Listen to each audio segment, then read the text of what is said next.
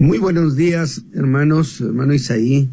Muy buenos días a nuestro auditorio en la Unión Americana.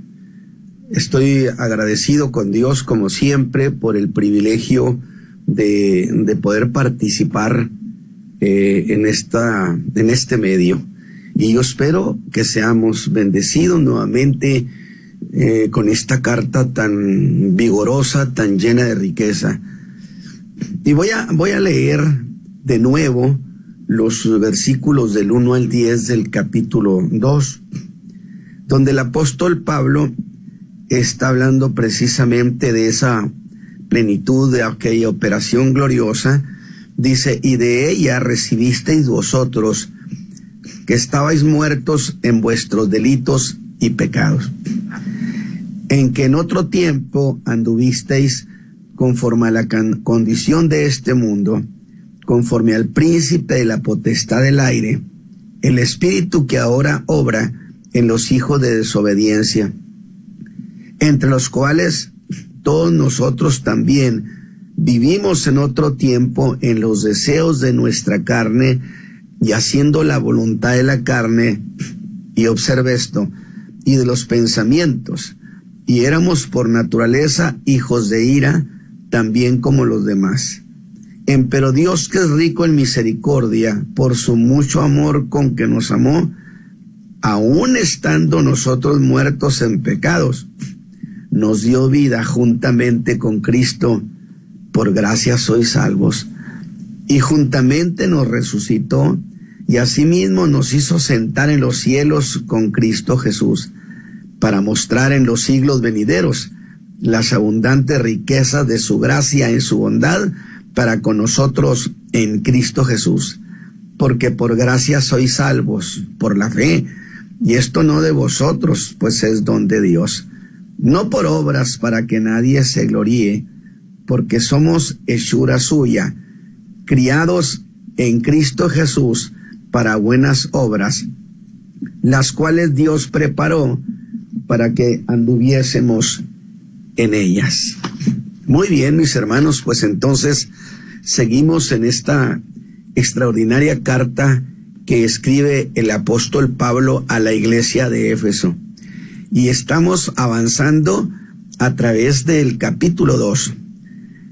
Pero yo quisiera rogarles que no perdieran de vista el tema del apóstol, de las cosas que sucedieron en el pasado eterno, donde Dios tomó decisiones con carácter eternas también, cosas no sujetas a modificación alguna, jamás. Y estas son cosas interesantes, porque eso nos dice la solidez de sus promesas para con nosotros. Porque la elección que se hizo en Cristo o para Cristo de ser nuestro Redentor no se modifica. Y cuando lo eligieron a Él, nos eligieron a nosotros. Y en esa elección, dije, nos bendijo Dios con toda bendición en ese pasado eterno, para que ahora nosotros las disfrutemos, como lo dice el apóstol, en este tiempo presente. Y por supuesto que entraremos en esa condición de gente bendecida al futuro eterno, porque Cristo vive en una condición eterna que no cambia jamás. La nuestra tampoco. Ponga eso en su corazón. Estamos en Cristo. Ese es estar en Él. Y lo que a Él le sucede, nos sucede a nosotros. Y en una de esas condiciones eternas que le fueron concedidas al Hijo, el apóstol nos ha dicho que Dios tenía en su corazón un propósito muy bien guardado, que le producía placer, que era reunir todas las cosas en Cristo, las que están en los cielos como las que están en la tierra. Ahora, esto nada tiene que ver con el Verbo que creó todo. aunque es el Verbo que se hizo carne. No, sino que Dios tenía en su corazón, escúchame bien, poner todas las cosas a nombre de Jesús, pero a nombre de ese hombre llamado Jesús, cosa nunca dicha en la historia del universo, cosa única, sí, pero para alguien único, porque el Señor Jesús, mis hermanos, es único. Cosa como esta jamás se hubiera pensado posible. ¿Y sabe por qué? Porque según el Salmo 8, el hombre fue hecho un poco menor que los ángeles, dice la Escritura. Y eso sería igual a decir que lo que es menos señoreara sobre lo que es más. Pero esto, ya parecería una contradicción, se hizo posible en la persona de Jesús, el hombre, a quien se le dio mejor nombre que a los ángeles. Jesús, el hombre engendrado por Dios. Otro caso único también. Jesús es el hombre a quien Dios sentó a su diestra. Mire qué gran cosa.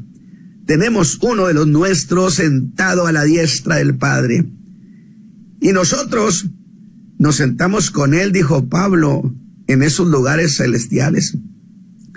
Así que, mis hermanos, permítame decirlo de nuevo a mi manera. Dios decidió poner a nombre de Jesús, Jesús el hombre, toda la creación, sea lo que sea que haya en ella, todo es suyo. Y al saber que así son las cosas, el apóstol Pablo nos está dando una versión de hechos para que veamos lo honroso de nuestra herencia. Pero el apóstol logra la ocasión para decirnos que ya que estamos viendo de frente lo mucho que significa ser herederos con Cristo, es bueno recordar de que fuimos sacados de la nada, de tierra de muerte nos trajeron, porque así dice la Escritura, que estábamos muertos en delitos y pecados. Y logra la oportunidad de lo que hablé el mensaje pasado, que una cosa es eso de delitos y otra muy distinta eso de pecados, donde delito es el acto de ignorar, de omitir, sea por desconocimiento o por un acto deliberado, no darle importancia a lo que Dios ha dicho. Algo así como voltear para otro lado. Y luego, cuando se ha hecho eso, dar un segundo paso y cometer el pecado, el acto contrario a Dios, ejecutando las cosas. Pero veamos algo más. El apóstol descubre que además de que en el hombre hay una naturaleza de pecado, que por cierto, mis hermanos, nos la heredó Adán, además hay una vigorosa influencia que opera sobre los hombres. Es decir, el hombre tiene esa naturaleza de pecado desde por nacimiento, herencia que nos entregó Adán. Por uno caímos todos, y esa naturaleza pecaminosa la tiene todo hombre. Pero además de eso, el apóstol descubre una vigorosa influencia que opera sobre los hombres y que debo llamarla el misterio operativo del mal. Aquí, mis hermanos, el apóstol ha empezado a hablar de la existencia de entidades espirituales. Ya se perfila el apóstol, que ejercen influencia sobre los hombres para inclinarlos al mal. ¿De qué manera? Es una operación sugestiva, es decir, sugiriendo maldad en la vida pensante del hombre. Por eso la Escritura le da tanta importancia al pensamiento, que desde luego el hombre sin Cristo ni sabe, ni habrá de creerse que él sea sujeto de esas entidades, sino que se habrá de ver como si fuera totalmente ajeno a ellas. No les concederá importancia alguna. Pero el apóstol, ya que ha empezado a descubrir misterios, nos descubre este otro, que yo quiero pedirle que ponga mucho cuidado, porque se trata de operaciones de sutileza de las tinieblas. Y nos descubre este otro misterio que ha de corregir la idea. Fíjese bien, que el hombre peca exclusivamente por iniciativa propia. Y se ufana el hombre de pensar que él es el que le da rumbo a su vida, que su vida es solo asunto suyo. Y cómo se oye la clásica frase, sé tú mismo, o la animante, tú tienes el control de tu vida. Y el hombre llega a pensar vanamente que su vida transcurre moralmente en un espacio aislado, en una especie de zona de silencio, en la que nada ni nadie ejerce influencia alguna sobre él. Mucho menos podrá entender que se trate de potencias espirituales que lo incitan al pecado, espíritus de maldad que operan en el pensamiento o sobre el pensamiento, sugiriendo, que fue justamente lo que la serpiente hizo con Eva, una sugerencia que luego dio su fruto. Y debo desde luego decir que esa naturaleza de pecado en el hombre, escúcheme bien, es tierra fértil. La tierra fértil para el éxito de esa operación de maldad. Pero el apóstol, ya que nos ha llevado en esta carta a conocer las cosas que no se conocían, ahora el apóstol levanta el velo de ese misterio y nos deja ver lo que hay en los aires. Y pone al descubierto que hay entidades de maldad que ejercen influencia sugerente sobre los hombres, lo que él llama la potestad del aire, espíritus de malicia, diciendo en el verso 4 que sin Cristo, escuche bien, vivíamos conforme al príncipe de la potestad del aire. Él marcaba la ruta, él marcaba la pauta y acusa a esas entidades morales espirituales de estar detrás de la maldad de la tierra. Y eso es posible porque los hombres somos también entidades morales espirituales y es posible la sugerencia de esos espíritus sobre el espíritu del hombre. Y sin rodeos, sin temor a verse mal, el apóstol identifica al autor intelectual de todo eso y dice categórico que es el príncipe de la potestad del aire. Y esto que ha dicho el apóstol aquí me parece muy significativo. Son entidades inteligentes y por consecuencia muy estratégicos. Y aquí le voy a decir esto. Ponga cuidado. son cuestiones sutiles que como estrategas del mal, ellos escogen cierto sector humano que les parece un sector muy fértil para sus intenciones. Y usted me habrá de decir, hermano Ramos, ¿cuál es ese sector humano del que usted habla? Bueno, voy a reincidir recordándoles que el apóstol Pablo habló en el versículo 1 de delitos y pecados, donde insisto, por eso dije reincido, voy a volverlo a decir, delito es pasar por alto lo que Dios ha dicho. ¿Por qué cree que la escritura es tan preciosa?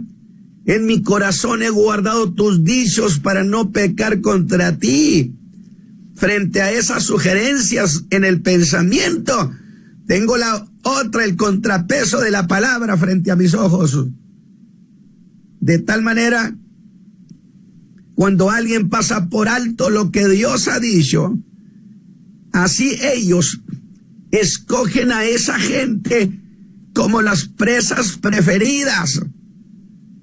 A todos aquellos que tienen por costumbre ignorar, omitir, dejar de lado, pasar por alto lo que Dios ha dicho, o los que no saben de ello, o los que aún sabiendo lo ignoran.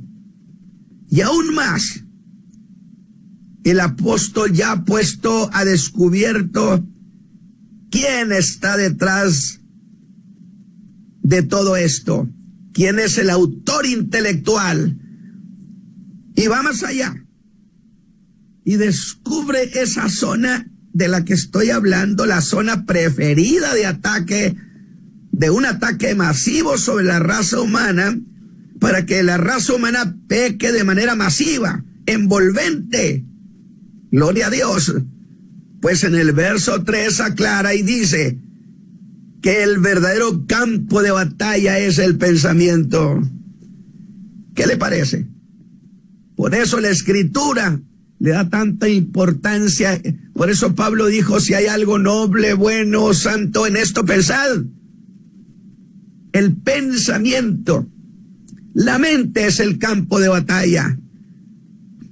Dice que hacíamos la voluntad de la carne y de los pensamientos.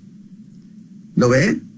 Esa operación espiritual tiene como objetivo de conquista, dominar y ser dominante en la vida pensante del hombre, donde no hacen otra cosa más que pensar y pensar y pensar sobre cosas sugeridas de maldad.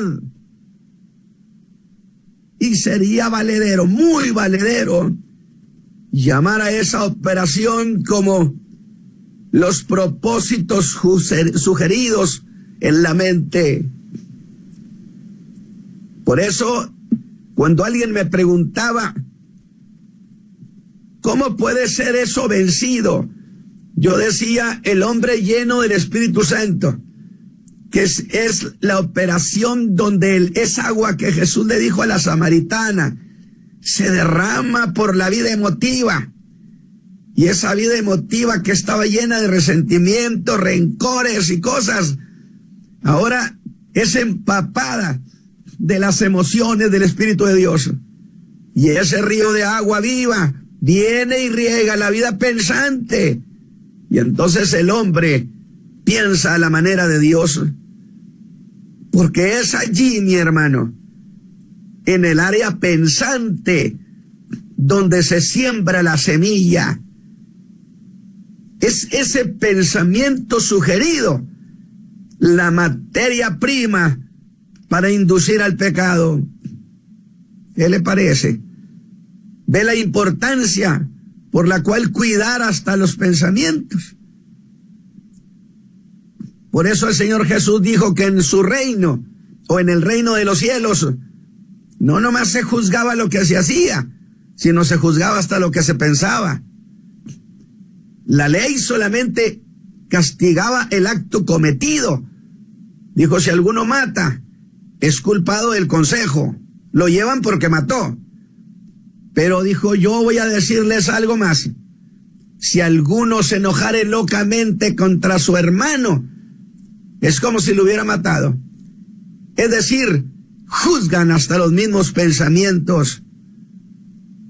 Pero cuando el hombre va más allá del mero ignorar lo que Dios ha dicho, y entonces ejecuta la obra de sus pensamientos, del mero delito, avanza al pecar, a ejecutar las cosas. Así que, mis hermanos, tenemos que Pablo nos está hablando de esa frontera del ser, que es la vida pensante, donde no solamente debemos cuidar lo que hacemos, sino aún lo que pensamos, porque es la vida pensante la que las entidades espirituales de maldad ponen bajo ataque de conquista. Alabado sea Dios. Pero la pregunta es, ¿qué logra con eso el apóstol? Bueno, pensemos que si el hombre está muerto en delitos y pecados, como nos acaba de decir, y además está bajo una vigorosa influencia del mal, ¿cómo podría él volver a la vida por sí mismo? ¿Cómo podría romper esa condición de muerte espiritual? ¿O cómo podría quitarse de encima la tutela de esa vigorosa influencia? Dos problemas. Uno, estar muerto espiritualmente, y el otro, la tutela a la vida pensante. Así que evidentemente la intención del apóstol es llevarnos a razonar que así como un muerto no puede volver a la vida por sí mismo, así tampoco el pecador es capaz de darse esa nueva vida espiritual, sino que necesita que alguien lo haga por él. Y al reconocer ese imposible, el apóstol pone ante nuestros ojos eso que era imposible y que Dios en Cristo lo hizo posible. Lo dice en el verso 5. Aún estando nosotros muertos en pecados. Y note cómo dice eso, aún estando, que es lo mismo que decir, a pesar de eso, no solo nos dio vida, sino que esa vida nos la dio juntamente con Cristo. El apóstol ha entrado ahora al tema de la salvación. Y en esto el apóstol no deja espacio al error de apreciación. Y lo primero es que la salvación que nos dieron es solo por amor. Y aquí vaya aguzando sus sentidos, porque el apóstol es muy deliberado. Por eso yo siempre he dicho, cuando se trate del apóstol Pablo, no le quite los ojos de encima, porque en un descuido, usted ya no sabe para dónde se fue. A vuelta de esquina ya no lo encontró. Y dice que esa salvación nos las dieron solo por amor.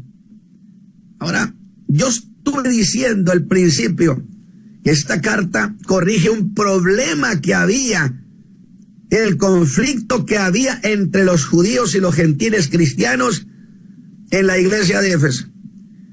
Mire la declaración, nos dieron salvación solo por amor. Esto entonces me sugiere, me hace pensar, no debes olvidar que el apóstol Pablo tenía frente a sí al mundo judío. Y no hay duda que va dejando de lado la doctrina de los méritos. Eres salvo por fe, por gracia, por amor, no por méritos. doctrina tan arraigada en el corazón judío. Haz esto y vivirás. Y dice en el verso 4, Dios, que es rico en misericordia, por su gran amor con que nos amó, aun estando nosotros muertos en pecados, nos dio vida. Pero vea cómo lleva esto el apóstol. Y dice que primero nos dio vida espiritualmente, porque estábamos muertos en delitos y pecados, y esa era una condición espiritual. Y luego nos dio con él vida eterna corporalmente, pues Cristo fue resucitado y nosotros resucitamos con él. Es decir, nos dieron una resurrección espiritual, pero luego al resucitar Cristo, Dios nos dio a nosotros vida eterna corporalmente, porque este cuerpo en el que vivimos es un cuerpo destinado para vivir eternamente. Nada de que se aniquila, se extingue, de ninguna manera. Por eso cuando Cristo venga por la iglesia, los hermanos, el alma de los hermanos que están ya con Cristo, vienen por sus cuerpos. La materia no se destruye, solo se transforma, se dice. Consecuentemente, esos cuerpos serán levantados, porque así como Cristo se levantó en su cuerpo para irse a su Padre, los creyentes tendremos que levantarnos en nuestro propio cuerpo. Por eso dijo Pablo, para que sea guardada nuestra alma, nuestro cuerpo y nuestro espíritu, los cuales son de Dios. Nada de que con el cuerpo hacemos lo que nos dé la gana. Y por el otro lado, vivimos para Dios. En absoluto, somos una entidad de alma, cuerpo y espíritu. Y nos dio vida corporal, eternidad corporal. Y esto tiene una razón por la que lo estoy diciendo. Pero le da sentido ahora a la salvación. Y dice en el verso 6 al 7, y juntamente nos resucitó, y asimismo nos hizo sentar en los lugares celestiales con Cristo Jesús. Este es un derecho legal. Fíjese bien, si estamos nosotros, si somos familia de Cristo, somos hijos en Cristo. Yo decía, y el Espíritu Santo incita a decir, Abba Padre, papá, aquí estoy. Por consecuencia, así como Cristo está en el cielo corporalmente, nosotros tenemos el derecho legal para ir a estar también como está Cristo corporalmente, con un cuerpo transformado y glorificado. Nos sucede lo que a él le sucede. Dimensione el alcance de estar en Cristo. Dice que nos hizo sentar en lugares celestiales para mostrar en los siglos venideros las abundantes riquezas de su gracia. Palabras por demás implicativas. Que los beneficios de la gracia, de un gloria a Dios, son interminables. Pues estos beneficios llegan hasta los siglos venideros. Luego entonces, si a eso lo viéramos desde otra perspectiva, diríamos, lo que nosotros somos en Cristo no tiene fin, alabado sea Dios. Por eso dije alguna vez que cuando el apóstol iba a ser ejecutado por su fe, yo no lo veía a él estresado, deprimido, sino yo lo veía a él lleno de ilusiones, porque él nos cuenta que tenía todavía, aún más allá de la muerte, un brillante futuro que lo esperaba, la corona de vida. Por consecuencia, a los que estamos en Cristo, nos espera un futuro muy brillante. El mismo futuro brillante que tiene Cristo, porque tenemos en Él lo que Él tiene. ¿O acaso no dice la Escritura en 1 de Pedro 1:11? El Espíritu de Cristo prenunciaba, es decir, decía anticipadamente a través de los profetas, 1, las aflicciones que habían de venir a Cristo, y 2, las glorias que habían de venir después de ellas. Es decir, después del sufrimiento vendría la época gloriosa. Y una de esas glorias que siguieron al Señor Jesús después de su sacrificio fue que se sentara en lugares celestiales. Que el Padre le dijera, siéntate a mi diestra, que lo honrara. Y si quiere que le agregue otro beneficio derivado de este primero, le diré que los creyentes, y aquí voy a reincidir, los creyentes tenemos derecho, es decir, por cuestión legal, tenemos derecho a que un día estemos en los cielos corporalmente como Cristo lo está. Porque si Él le dieron el derecho de estar allá y sentarse eternamente, la iglesia posee ese mismo derecho en Cristo de estar allá para siempre. Alabado sea Dios. ¿O qué le parece esta otra? Por eso dice que en los siglos venideros se seguirá mostrando en nosotros las abundantes riquezas de su gracia. Así que ni usted ni yo, ningún creyente podrá declararse incapacitado para valorar lo que tenemos en Cristo, a menos que nunca le dé importancia al razonar, al pensar, al discurrir sobre lo que somos en Cristo. Es una buena manera de reflexionar, un buen ejercicio espiritual. El apóstol nos ha hecho llegar, hermanos, con esta carta, hasta donde nadie había llegado antes jamás. Y si usted lo ha notado, nos dice las cosas en términos de edades.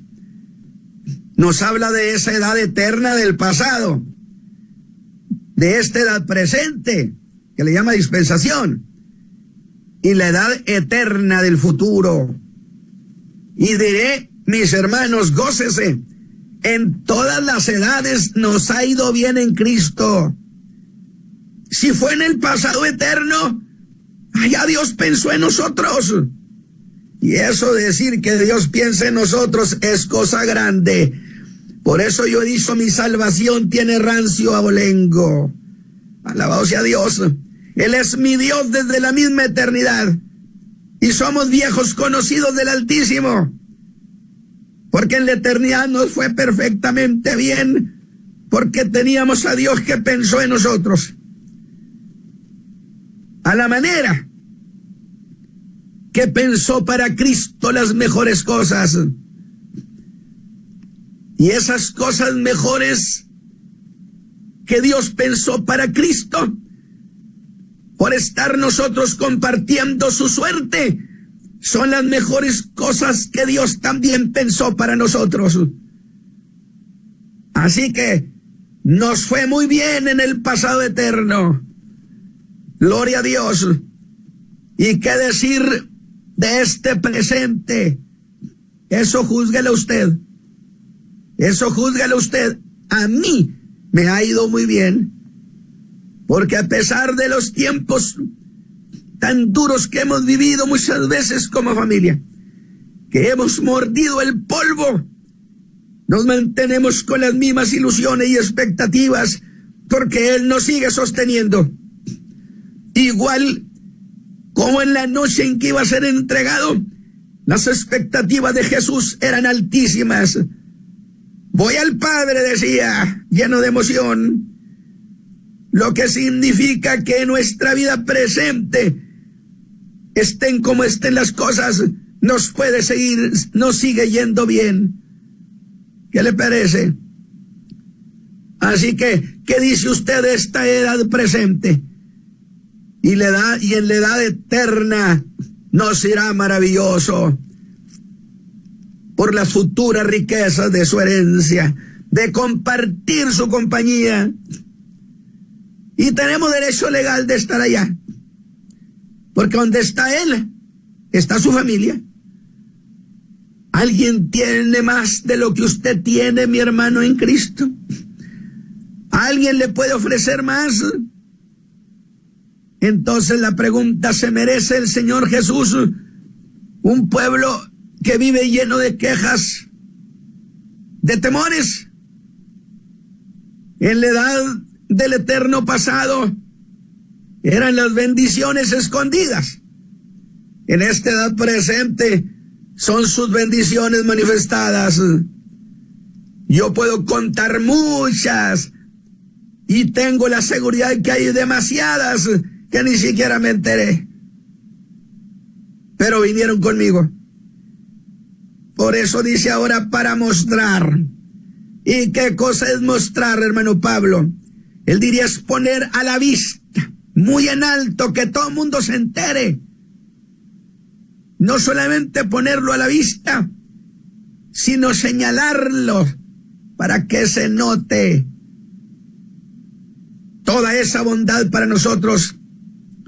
Y esa bondad que Dios tiene con nosotros, escúchame, mi hermano, es la misma bondad que le otorgó a su Hijo, porque nada se tiene ni se recibe sin Cristo, porque no hay dos calidades de bondad, sino que Dios es bondadoso en la misma manera que fue bondadoso con su Hijo. ¿No le parece que esta es una cosa enorme lo que Pablo nos ha dicho?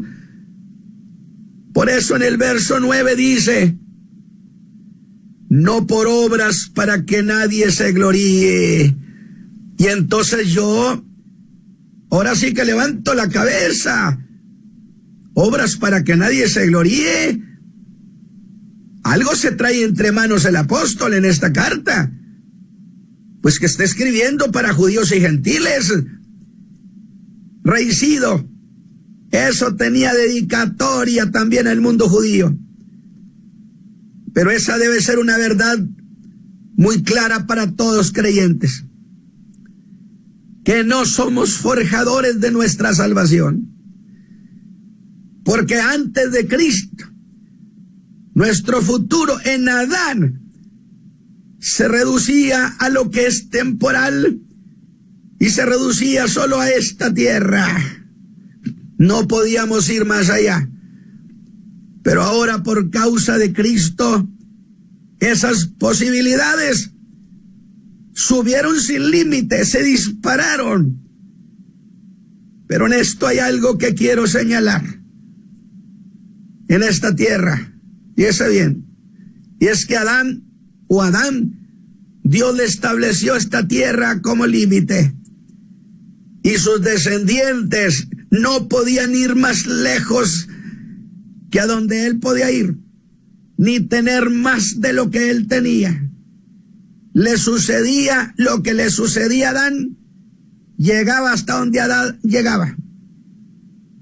Pero digo entonces que el apóstol Pablo ha estado preparando la infraestructura para darnos razón del por qué las cosas ahora han cambiado, son distintas, gozosamente distintas. En Adán solamente teníamos espacio aquí, no allá. Y diga el apóstol que Dios mostrará hacia nosotros las riquezas de su gracia en los siglos venideros. En esos tiempos sin fin, el apóstol aborda la cuestión del por qué se ha dado ese cambio tan grande al tener a Cristo. Él es padre de una nueva raza, la iglesia, los creyentes. Y la diferencia entre los creyentes y la posición del mundo judío y gentil Es la misma diferencia que hay entre Adán y Cristo. Una distancia de la tierra al cielo. Lo que no eran, de lo que no éramos, nos llevó a ser lo que ahora somos y tener lo que ahora tenemos. Pues mire la razón de todo. El verso 10 lo dice, porque somos hechura suya. Y entonces mi corazón se levanta y digo, hechura suya. ¿Sí? Diría Pablo, somos obra suya, producto del trabajo de su alma, creados en Cristo Jesús. Esta es la primera cláusula de esa declaración. Pero asimile esto, somos una nueva creación, somos una nueva raza, que nada tiene que ver con Adán. Luego entonces ya perfilaba lo que habría de decirnos en esa carta, que ser la iglesia nada tiene que ver con el hecho de ser judío, que ser la iglesia nada tiene que ver con el hecho de ser gentil. Adán y Abraham mismos no podían subir al cielo ni asegurar a sus hijos cosas eternas, porque ellos mismos estaban limitados. Por eso su descendencia tenía lo que él tenía y llegaba hasta donde él llegaba. Pero Cristo ha creado una nueva familia. Somos hijos en el Hijo. Y como hijos tenemos lo que él tiene. Y llegamos hasta donde él ha llegado. ¿Qué tiene entonces de extraño que un día venga por nosotros? Así como de Adán descendió la raza humana, de Jesús desciende una familia. Alabado sea Dios. Creyentes somos familias engendrados en Cristo, que nada tenemos que ver con el código genético de Adán. Nosotros somos una nueva creación. La tierra entera se la dio Dios a los judíos y a los gentiles. Y yo siempre preguntaba, ¿y esta nueva raza? No hay lugar para que esté. Por eso nos van a sacar de aquí. Por eso Jesús dijo, ustedes no son del mundo. Alabado sea Dios. ¿Será acaso por eso que dice que cielos nuevos y tierra nueva para una raza nueva? Solamente lo dejo en su corazón, no lo hago doctrina. Esta mañana espero, hermano Isaí, que las cosas que hemos planteado, que son muy sutiles, hayan sido una bendición. Que mis hermanos que han escuchado esta versión de Pablo puedan dilucidar, desmenuzar, pensar, poner la lupa para poder descubrir todo lo que nos ha dicho aquí. Hermano Isaí, que el Señor le bendiga y bendiga nuestro auditorio. Muchas gracias. Amén. Gracias, pastor, por esta enseñanza el día de hoy. Y bueno, tiene peso de gloria sobre nuestras vidas como humanos, como cristianos,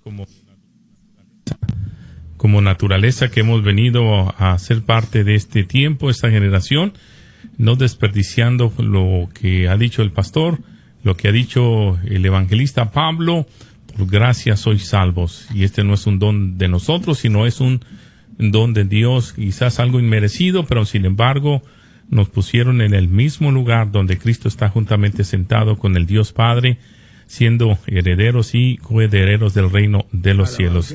Así que qué bendición, nos alegra en el alma saber que no estamos como otros que deliran, no sabemos a dónde van, pero nuestra mirada sí está en el autor y consumador de nuestra fe. Nuestro teléfono en el estudio, si usted desea llamarnos, nos quedan escasamente 3 minutos, 704-831-2465. Buenos días, adelante.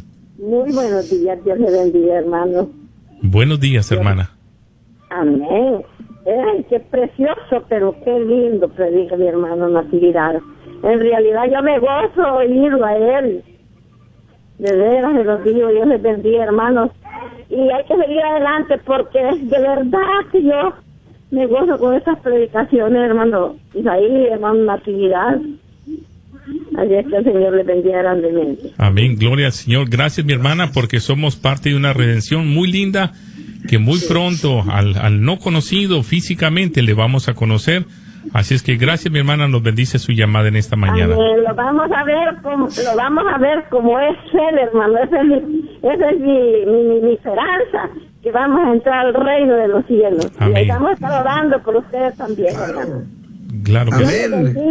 Y cuídense, pero que yo todos los días me gusta escuchar a mi hermano solo cuando lo está en estudiando. Amén. Gracias, hermana. Bendiciones. Bendiciones. Bueno, nuestra hermana Emma nos manda saludos, pastor. Y bueno, qué lindo que somos parte de una parte, como usted lo dijo en el capítulo 8 del Salmo 8, siendo muy poco, bueno, nos hizo un poquito superior. Así es que, bueno, no cabe duda, pastor Natividad Ramos, que somos una lección bien importante en el universo y cosas que nosotros no entendemos. Y yo admiro a este hombre, como yo sé que usted también lo admira mucho, a las cartas de Pablo, un hombre que se le fue manifestado todo este misterio escondido y que y hay algunos que lamentablemente no aprecian lo que este hombre le fue manifestado, pero damos honra y gloria a Dios por estas cartas que nos tienen un peso de gloria sobre nuestra vida. Así es que gracias, pastor. No sé si quiere agregar algo más ya para despedirnos. No, pues solamente que reflexionemos sobre esa verdad. Es decir, así como Cristo está en el cielo, nosotros por ser sus hijos, pues estamos donde está nuestro Padre. Los hijos están donde están sus padres. Amén. Y entonces, ¿con qué razón viene por nosotros? Dios le bendiga, mi hermano. Amén, gracias. Tenemos una llamada. Buenos días, adelante. Buenos días, Dios los bendiga y les siga dando sabiduría. Amén, hermana, díganos. Yo estoy llamando porque quisiera una copia de esos estudios que han estado dando. Claro que sí, vamos a poderle dar una copia ya muy pronto. Ya estamos tratando de sacar las copias suficientes. A partir del día lunes vamos a empezar a anunciar la distribución de estos audios. Claro que sí, con mucho gusto. Así es que gracias, mi hermana, gracias por llamarnos. Dios me le bendiga y gracias una vez más por llamar aquí a Radio Oración. Ok, que Dios me bendiga. Bendiciones. Amén. Gracias, mi hermana.